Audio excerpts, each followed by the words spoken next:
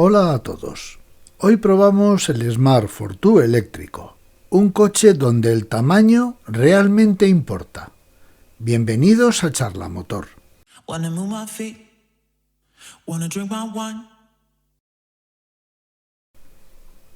Este Smart Fortwo eléctrico es un coche extremo. ¿Y por qué digo que es un coche extremo? Porque es un coche que, si la autonomía del mismo te sirve, vas a amar. Pero si la autonomía del mismo no te permite hacer lo que tú normalmente haces, vas a odiar y además deséchalo. No sigas con la prueba. Comenzamos. El modelo que vamos a probar es el Smart Fortwo Coupé eléctrico de 82 caballos, matriculado en 2019 y que tiene 9.000 kilómetros.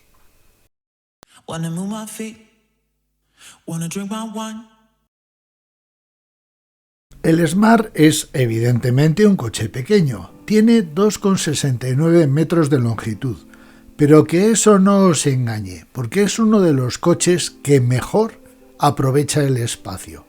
Ojalá todos los coches eléctricos tuvieran este aprovechamiento del espacio. Además sigue manteniendo las soluciones típicas de Smart, como es que gran parte de la carrocería es en plástico. Por tanto, es un coche que en ciudad no va a sufrir con los típicos golpes de las puertas, los picotazos, etcétera, etcétera. Las esquinas son redondeadas, las formas son suaves, en fin, un coche clarísimamente diseñado para andar por ciudad y además diseñado con muy buen criterio. Porque, por ejemplo, todas las ópticas están muy resguardadas. Y ya que hablamos de ópticas, comenzamos por los faros. Los faros son halógenos en el caso de esta versión, luego los cambiaron por LED. Pero me hace gracia ese detallito de la iluminación del fondo del faro cuando el coche lo activas, vamos a decir. Y el índice de luminiscencia homologado de este coche es de 12,5, un valor propio pues de bombillas halógenas. Y aquí vemos funcionando a todos los elementos luminosos de la parte delantera.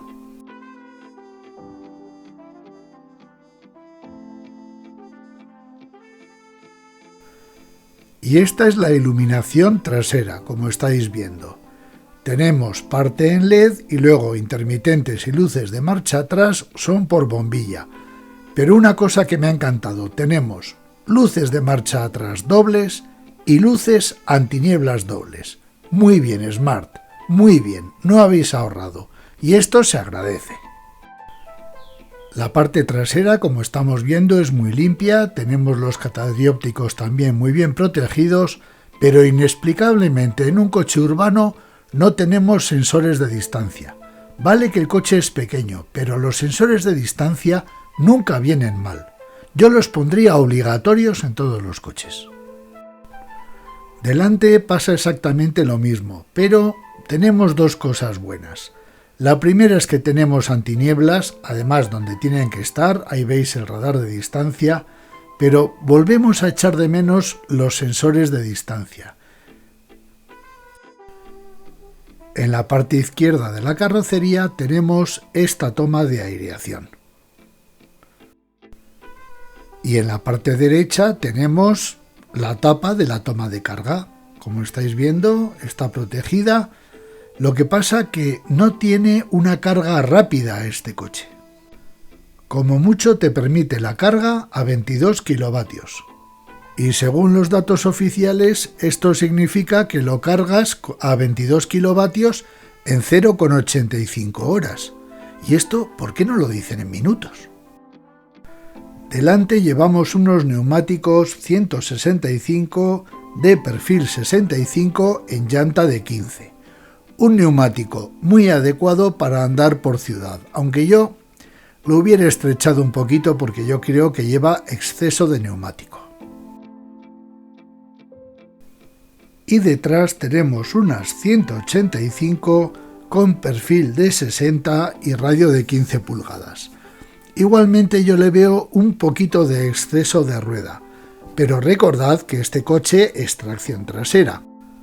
Por cierto, estáis viendo que atrás lleva frenos de tambor, que no os preocupe, el coche frena fenomenalmente bien y tiene un tacto de freno que para mí es de los mejores que he probado en un coche eléctrico. El limpiaparabrisas delantero es de 2 brazos, como estáis viendo.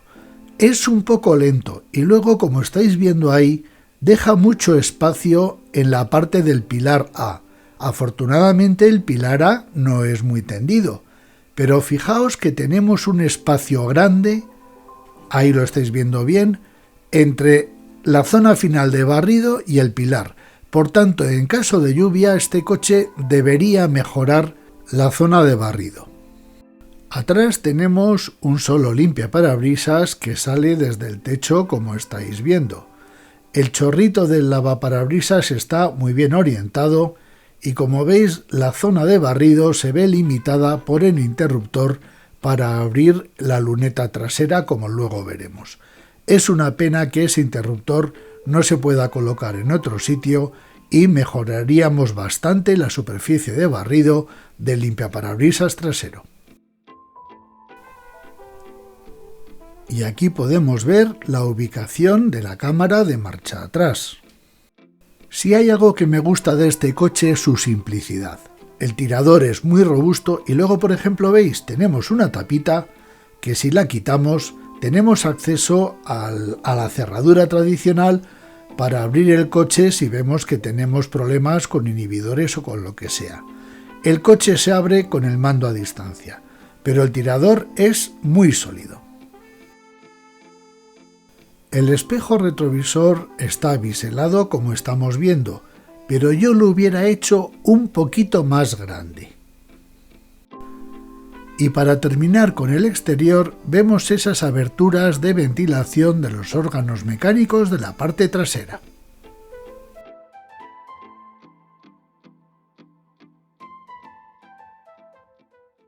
Wanna move my feet, wanna drink my wine.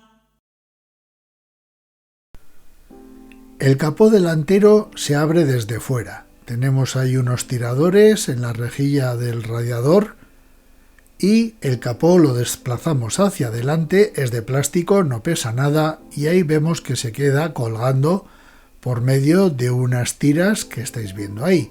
Y tenemos acceso a la batería, al depósito de líquido limpiaparabrisas, refrigerante, etcétera, etcétera. Como veis, el espacio en este coche está realmente bien aprovechado.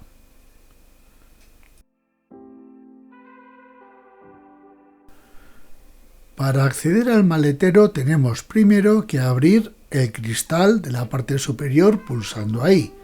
Luego eso nos permite llegar a un tirador que tenemos ahí a la derecha que hace que podamos abrir la parte baja del maletero.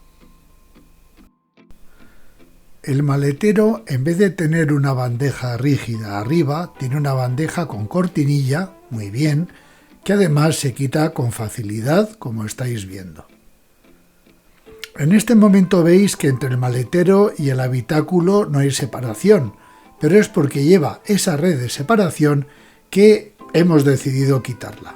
Pero lógicamente tenemos una separación para diferenciar maletero y habitáculo y evitar que los objetos del maletero entren dentro del habitáculo.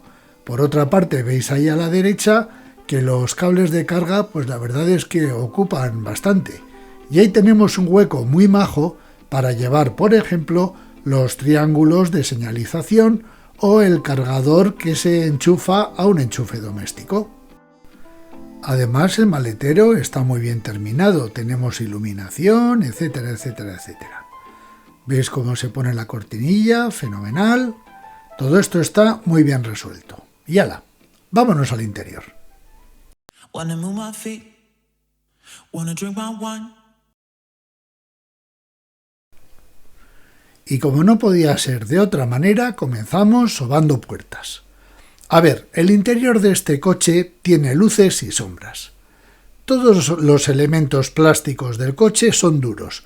Aquí no hay ni una sola goma blanda. Vemos que toda esta parte son plásticos duros, menos la parte central, que es en una tela la verdad es que agradable. Pero veis que todo es muy plasticoso y sobre todo todos son plásticos duros, pero eso sí, de calidad.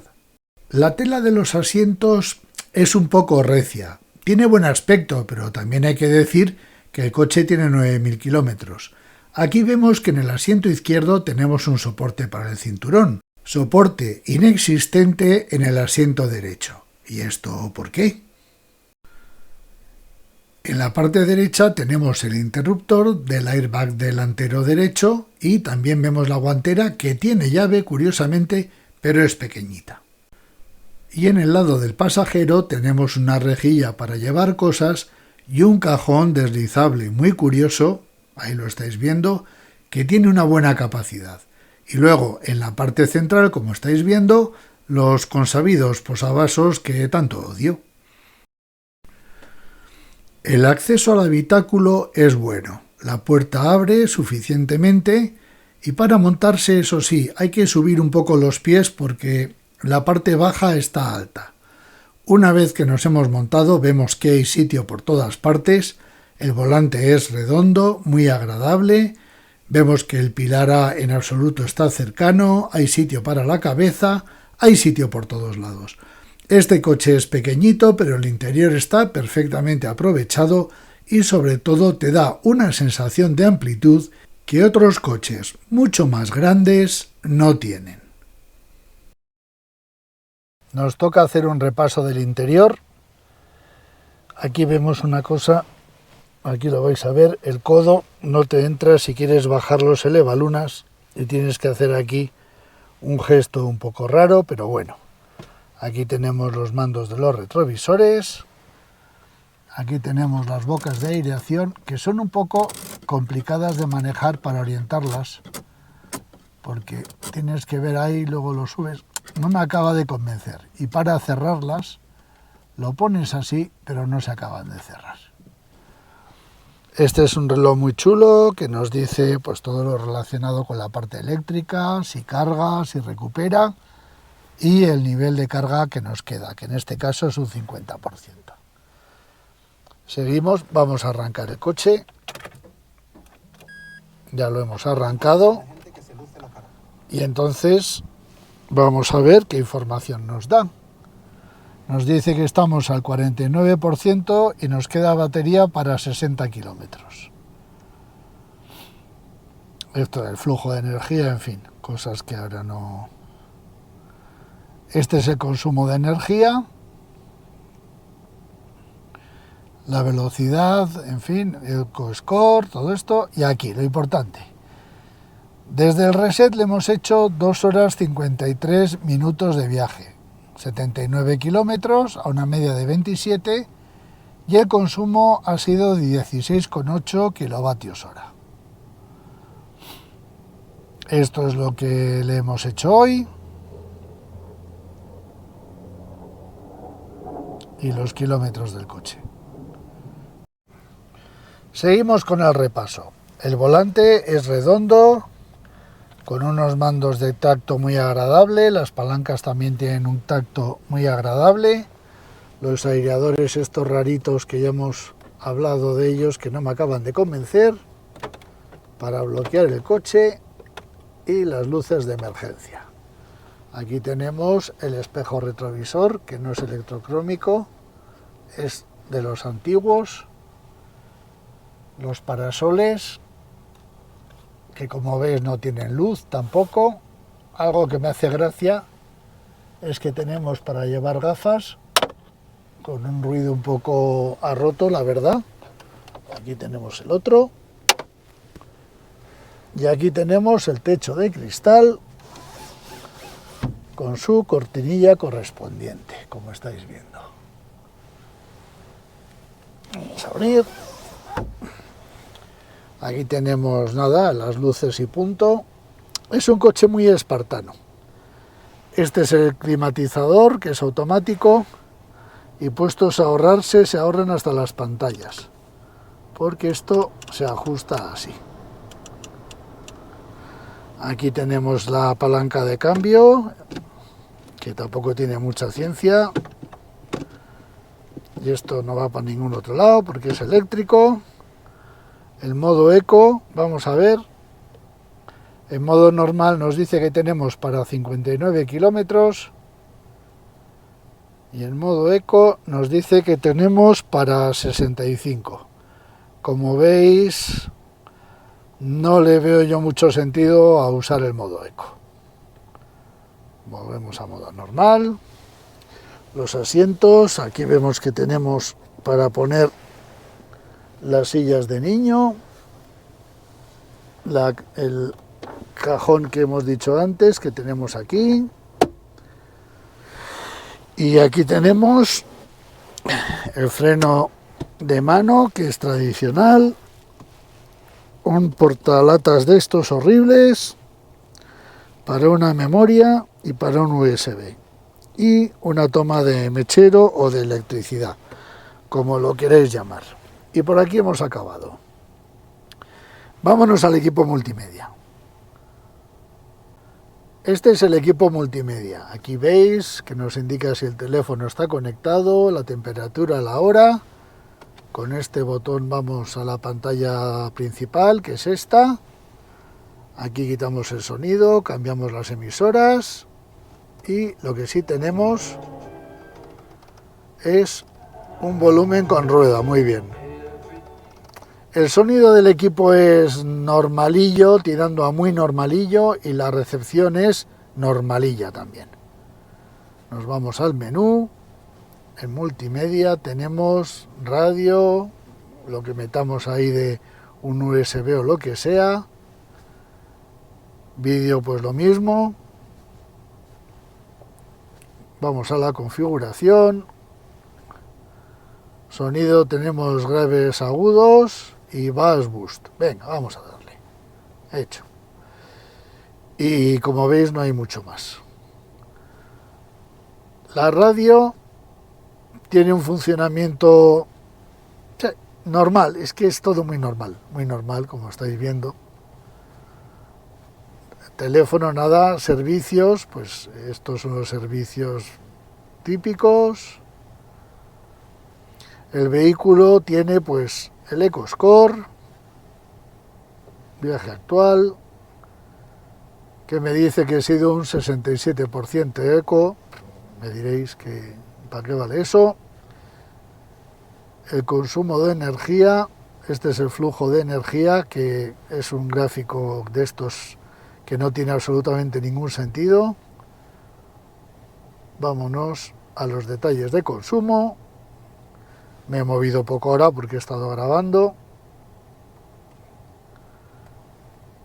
Y la configuración es que esto, por ejemplo, hay que darle. Hecho. Es que realmente tiene muy poca información, muy poca. Como estáis viendo, esto es un sistema, pues eso, bastante mediocrillo. Y el climatizador, como estáis viendo, pues es un poco ruidoso, ya lo estáis oyendo. Y la verdad que el coche tiene muy poco más que contar, porque es que es un coche muy sencillo. Pero eso sí, fijaos qué maravilla cómo dominas el entorno, porque tiene unos cristales enormes. Y si miramos hacia atrás también tenemos muy buena visibilidad. Y además es un coche, esto no lo he comentado, que esta es la misma tela que tenemos aquí y da la sensación que aguanta muy bien el paso del tiempo. Además es muy agradable y no produce ningún brillo, cosa que se agradece. Y esto con esta pantalla, pues bueno, no queda mal. Y la verdad que el conjunto interior pues es muy agradable. ¿Para qué os vamos a decir otra cosa? Sobre todo te da sensación de amplitud, que en coches mucho más grandes no la tienes. ¡Hala! Vámonos a ponernos en marcha. Wanna move my feet, wanna drink my wine. Poner esto, quitamos el freno de mano.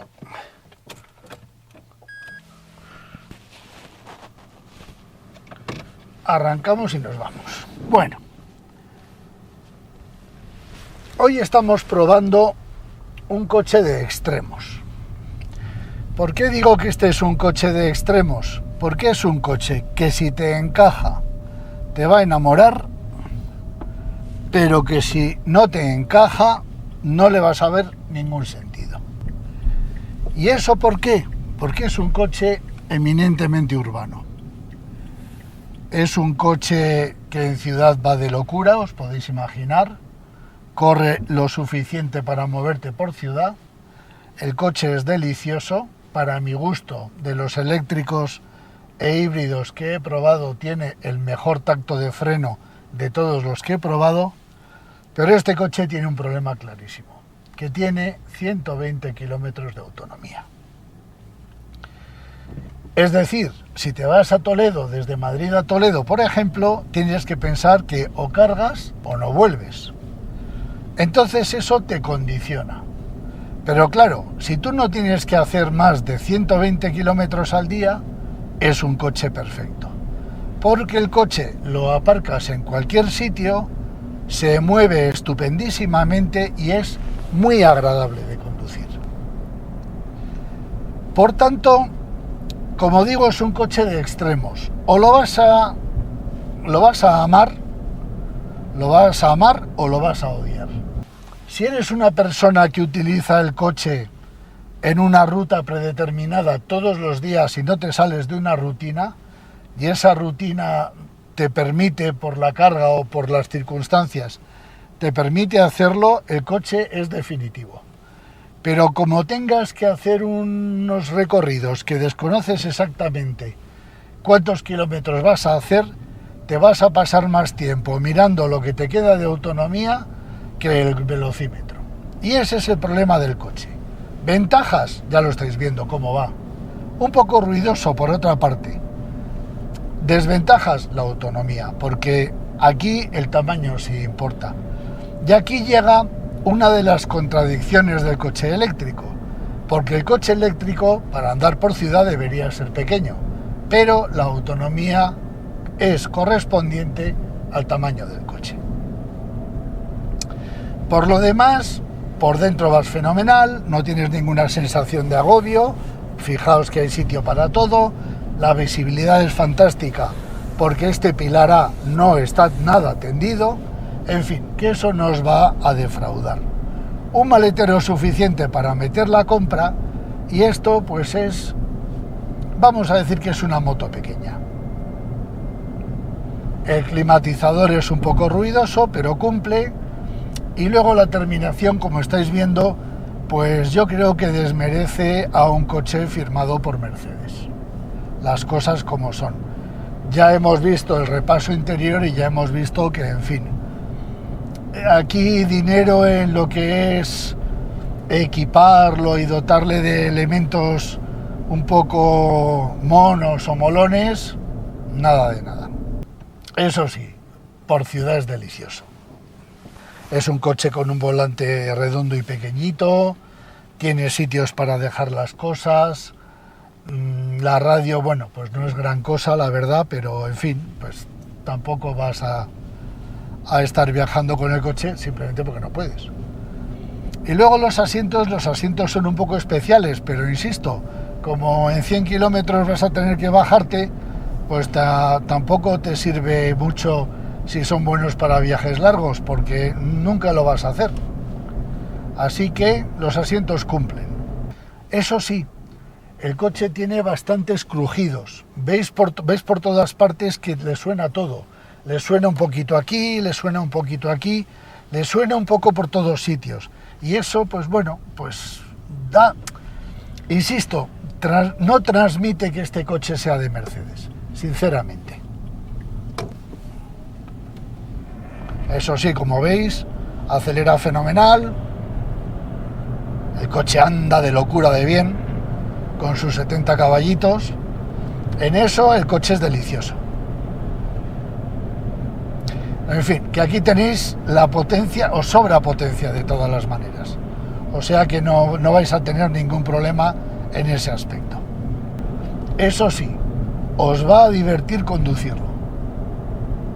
La dirección es un poco... A ver, la dirección no es muy precisa, pero tampoco le hace falta.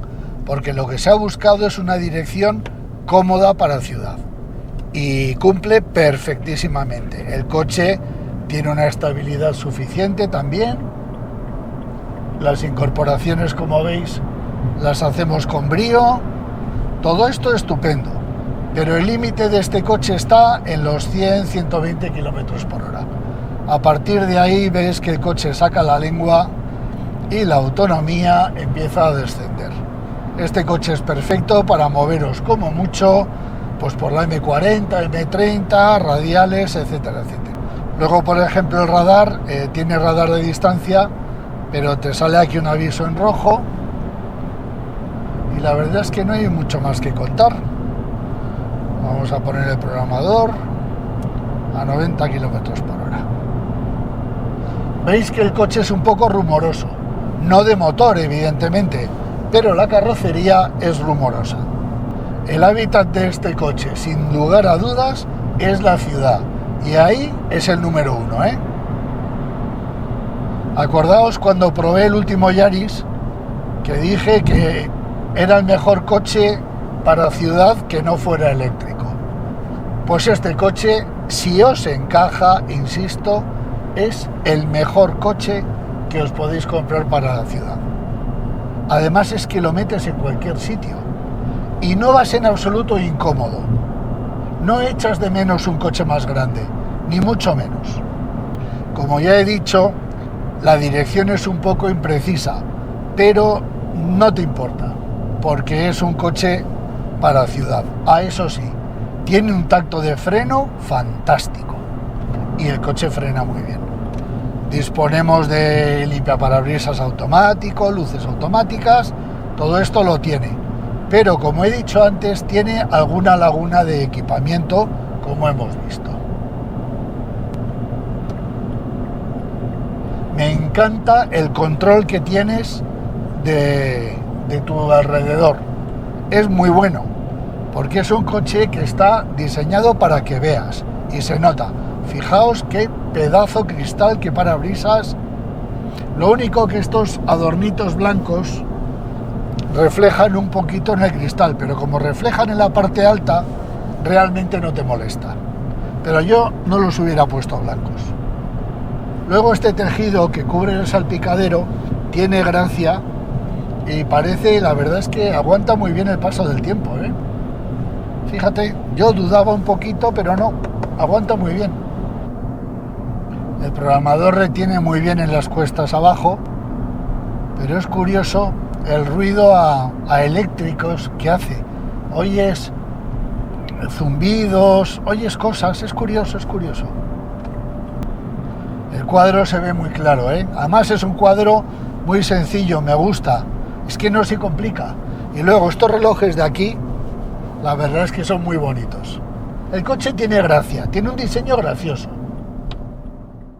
Wanna move my feet, wanna drink my wine. Y vamos con la valoración. Pero lo primero que tengo que decir que valoro este coche teniendo en cuenta que me encaja. Cuidado con esto, Si el coche por autonomía no os encaja, ni os molestéis. Esta valoración no vale. Esta valoración parte de que el coche me encaja para mi uso diario. Y comenzamos. La iluminación tiene un 5 porque llevo unas luces halógenas normales, pero, como ya he comentado, esto ha sido sustituido en las versiones modernas por LED. El exterior merece un 7. Es un exterior muy majo, muy bien diseñado, pero que, por ejemplo, tiene pues la falta de los sensores, alguna cosa en el diseño de los limpiaparabrisas, en fin, que un 7. El maletero un 7, un maletero muy digno para el tamaño del coche. El interior tiene otro 7, es un interior agradable, bien terminado, pero le falta un poquito de elementos de calidad. El equipamiento merece un 6, por lo mismo, le faltan detalles, le falta por ejemplo un espejo retrovisor electrocrómico, estas cositas. Y los acabados merecen un 7 porque los acabados son de calidad, pero son un poco espartanos. El acceso merece un 8. Acceder al coche es muy sencillo, lo único que tienes que levantar un poquito los pies y a alguna persona mayor esto le puede resultar un poco incómodo.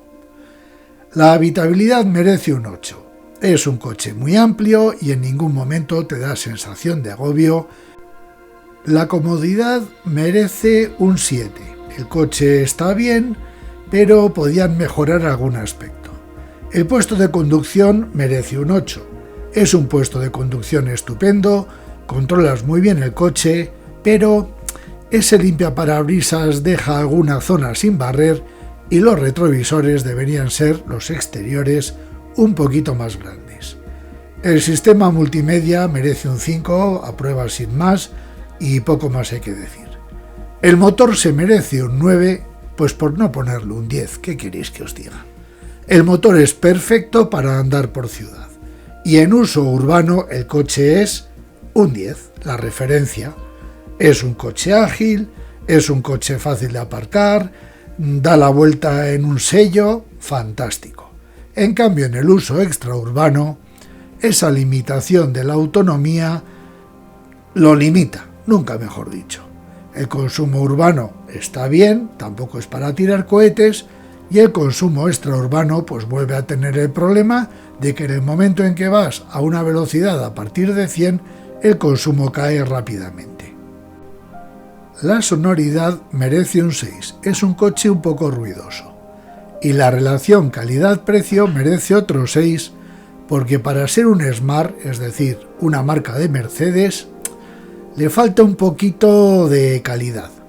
La practicidad se lleva un 8, es un coche práctico, realmente es un coche práctico.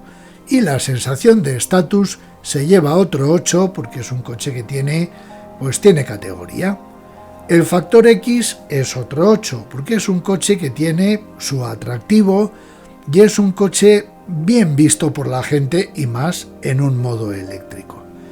Y para charla motor, este coche merece un 8, porque si buscas un coche urbano e insisto en el tema, sé que estoy un poco pesado, la autonomía te encaja, este es un coche más que interesante.